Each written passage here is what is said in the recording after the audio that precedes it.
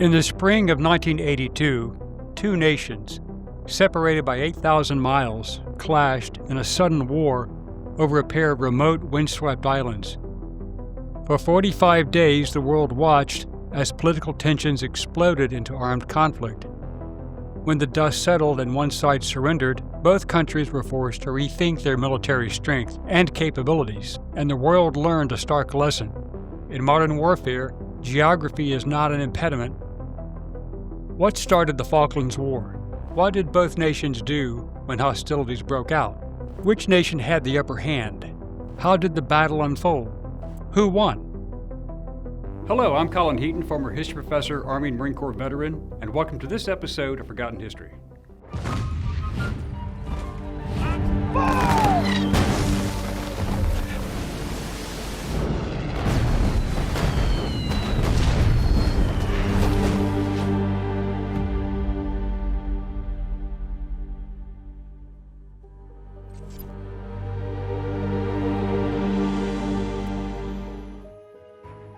The Falkland Islands, also referred to as the Malvinas Islands by Argentina, sit in the South Atlantic, east of Argentina. Britain had asserted control in 1833, and the islands are, to this day, inhabited by British citizens. However, Argentina has claimed sovereignty over the islands located 300 miles to the east of Argentina since the 19th century. Tensions simmered through the 1970s. By 1982, Argentina's military junta faced economic crisis and unrest. They gambled that a quick seizure would be a popular thing at home and that Britain, with budget cutting and being far away, would not fight. The Argentine government was led by Lieutenant General Leopoldo Galtieri, who had taken power, but things were not going as planned. Fiscal mismanagement, high unemployment, high inflation, shortages, and human rights abuses created a population hostile to its own government. Galtieri needed a method and reason to unite the population, and the only tool in his box were the Falklands. He and the ruling junta believed that the recovery of the islands would unite the people in a patriotic movement supporting the government. The Argentine military trained for the invasion in secrecy, but its timetable was shortened on March 19th when a dispute erupted on British-controlled South Georgia Island, 800 miles east of the Falklands. Argentine salvage workers had raised the Argentine flag on British soil, which became a problem, and the planned invasion schedule was moved up while naval forces were quickly mobilized. The Royal Navy ice patrol ship, HMS Endurance, moved towards South Georgia Island as Argentina deployed Marines under the cover of protection for the British citizens there. Argentine troops invaded the Falklands on April 2nd, overcoming a small garrison of British Royal Marines at the capital in Port Stanley, and despite British resistance, which caused Argentine casualties. But Argentine soldiers obeyed orders not to inflict any British casualties despite their own. Galtieri wanted the islands, but not a war with Britain. That same day, Argentine amphibious forces landed near Port Stanley in Operation Rosario. After brief fighting, the small Royal Marine garrison was ordered to stand down and Governor Rex Hunt was flown out. On April 3rd, Argentine Marines landed in South Georgia, placing 10,000 troops there by the end of the month. Unfortunately for Argentina, these were poorly trained conscripts, and they were not supplied with proper food, clothing, and shelter for the approaching winter. Argentine troops still overran South Georgia, and the UN Security Council passed Resolution 502, demanding an Argentine withdrawal. General Galtieri proclaimed a great victory in a public relations bonanza. The people of Argentina supported the operation, believing they had achieved a great and cheap victory. They also believed their government when it told them that Great Britain would not react. They were wrong. In response to the invasion, Prime Minister Margaret Thatcher declared a 200-mile war zone around the Falklands, and Parliament followed her lead. Military forces were rapidly organized. A naval task force organized around two aircraft carriers, the 30-year-old HMS Hermes and the new HMS Invincible light carrier, and two cruise ships used as troop carriers, the Queen Elizabeth II and the Canberra. The carriers sailed from Portsmouth on April 5th, and the force grew en route. The task force in total would include the carriers Hermes, Invincible, Destroyers, frigates, auxiliaries plus 3 commando brigades and 2 and 3 battalions, parachute regiment, D and G squadrons of the Special Air Service with supporting signals units, while Peru and the U.S. attempted mediation to prevent open war. The British established a maritime exclusion zone around the islands from April 7th to 10th, which was soon expanded to a total exclusion zone effective April 30th. Thatcher was telling the Argentine military that if they were found within 200 nautical miles of the islands, they would suffer for it. Most of the European powers, as well as President Ronald Reagan and the United States, supported Britain, and other European military advisors were withdrawn from Argentine bases as a precaution. American support included providing intelligence and permission to use NATO communications equipment, fuel, and weapons, including air-to-air missiles if required, much of it stockpiled on Ascension Island. However, most Latin American governments sided with Argentina, with exception to Chile, which was in dispute with Argentina over the contested islands in the Beagle Channel. Chile's threat of force prompted Argentina to keep most of its elite troops on the mainland away from the Falklands. On April 21st to 25th, British submarines and special forces converged on South Georgia in Operation Paraquet. HMS Antrim, HMS Plymouth bombarded Argentine positions from out in Cumberland Bay, as the Special Air Service, Special Boat Service, and Royal Marine Landing Force went ashore at Hessisletten and advanced through Grytviken towards King Edward Point. On April 25th, the smaller British force retook South Georgia Island in total, in the process capturing one of Argentina's vintage U.S.-made diesel-electric submarines. The larger Argentine force, being cut off and without any chance of relief, then surrendered. A radio message was sent. "Be pleased to inform Her Majesty that the White Ensign flies alongside the Union Jack in South Georgia. God save the Queen." Meanwhile, the main task force was still steaming to the location from 8,000 miles away. On May 2nd, the obsolete Argentine cruiser General Belgrano, purchased from the United States after World War II, was sunk by the British nuclear submarine HMS Conqueror outside the war zone. It was the first ship to be sunk by a submarine in combat since World War II. The sinking was a shockwave to the Argentine people, and the act forced most Argentine ships to remain in port, making the Argentine surface navy virtually impotent. They would have to rely upon their naval aircraft and one of its newer German-made diesel-electric submarines to handle the Royal Navy. The British knew all about the Argentine air capabilities, as well as the submarines which launched failed torpedo attacks. British naval forces and the land-based Argentine air forces fought pitched battles. Argentine aircraft were several dozen old U.S. and French fighter bombers, armed only with conventional high-explosive bombs and lacking electronic countermeasures or radar for acquiring targets. However, despite the lack of a technological advantage, they proved effective due to the skill of their highly trained pilots and their tactics. But Argentina's Navy had recently received some new French-made Super A-10 armed with the newest Exocet anti-ship missiles. These few numbers of aircraft still proved lethal, even though the Falklands were at the extreme edge of the Argentine aircraft's combat radius. Argentine planes could only make one attack run against the task force before returning to base, so British ships remained out of range except when closing in to attack Argentine positions. The British knew that losing just one of their 2 carriers would have forced withdrawing the invasion force. British air cover was limited to defensive operations using 20 short-range Hawker Siddeley Sea Harriers carrying air-to-air missiles.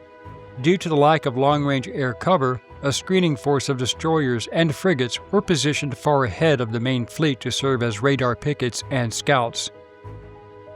One problem was that forward-deployed ships, however, were not all armed with fully integrated anti-aircraft systems or close-in weapons for shooting down incoming anti-ship missiles, which left the British ships vulnerable to attack.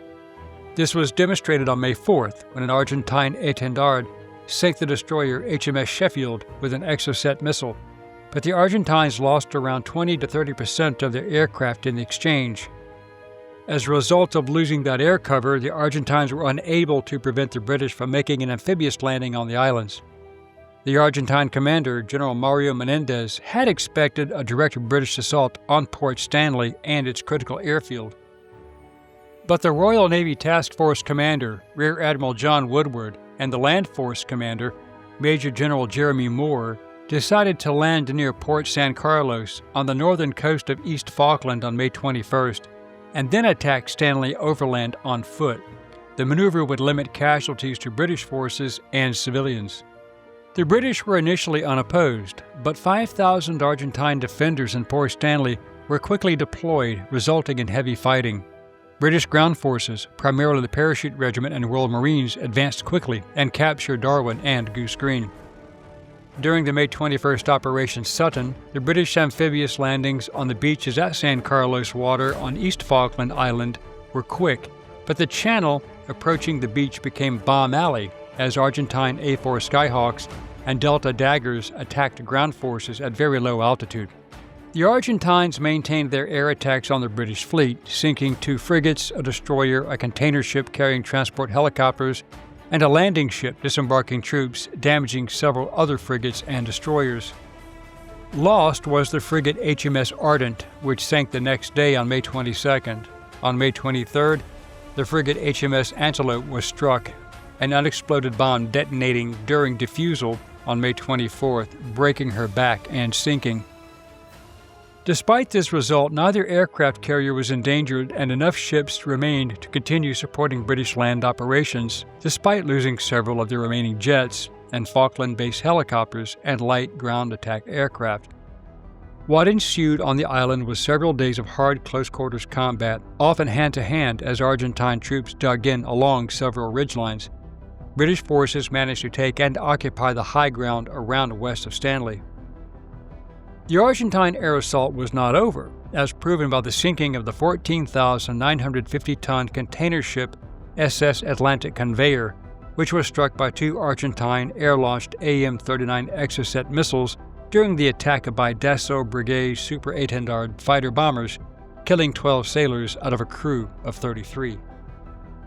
On board the Conveyor were 6 Westland Wessex helicopters, 3 Boeing Chinooks, and a Westland Lynx, which were destroyed by fire.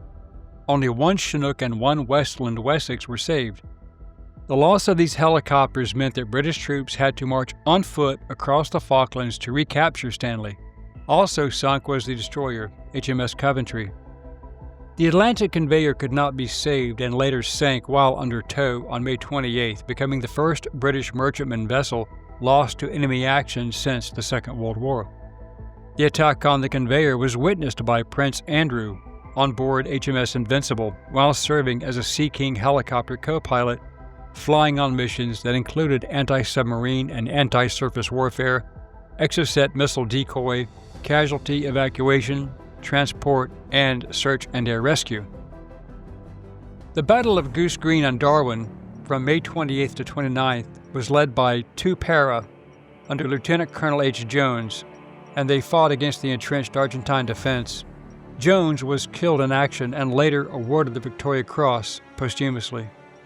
These actions forced the Argentine garrison to surrender on May 29th, bagging over 1,000 prisoners. This victory opened the southern approaches and removed opposition, allowing British forces a fast rate of march. The Royal Navy had by then blockaded the entire area, but there were other losses, such as HMS Sir Galahad and HMS Sir Tristan, which were caught near Bluff Cove, Port Pleasant. Argentine A-4 Skyhawks attacked and Sir Galahad was fatally hit and later scuttled. Sir Tristram was severely damaged. The Welsh Guards also suffered heavy casualties, but the losses did not alter the eventual outcome. The Argentine forces were cut off and isolated. On the night of June 11th and 12th, 4-2 Commando took Mount Harriet.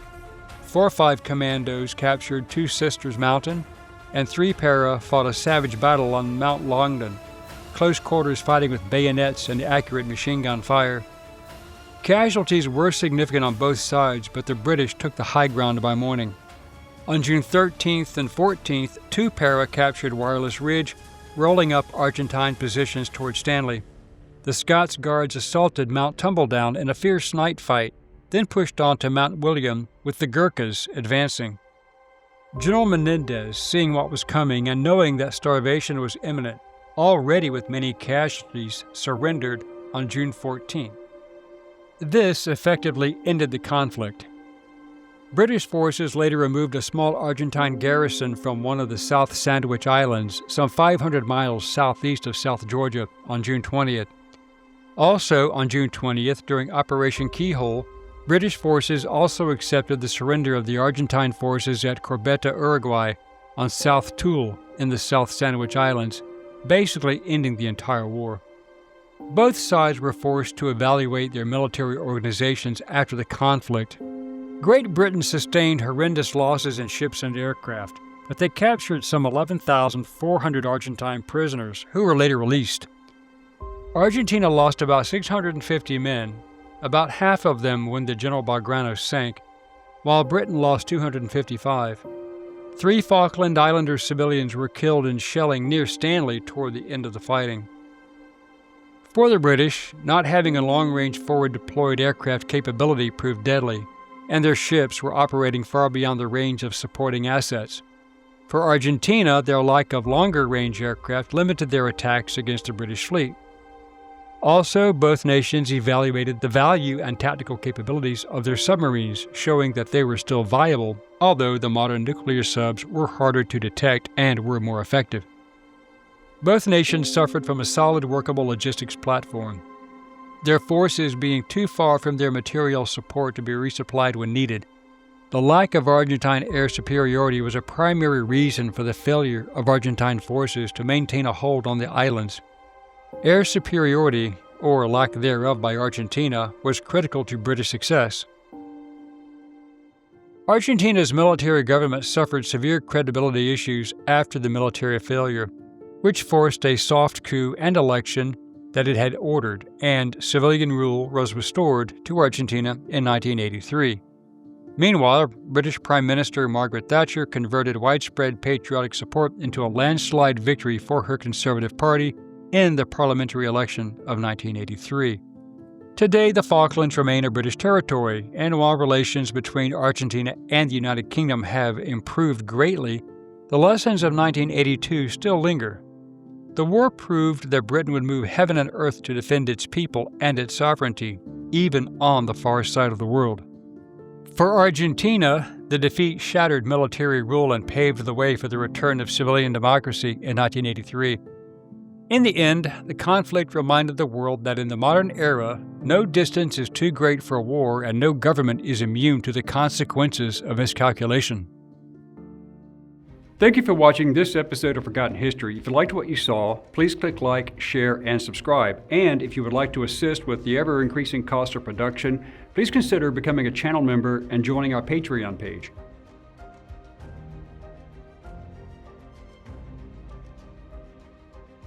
Please check out our merchandise store. And thanks for watching.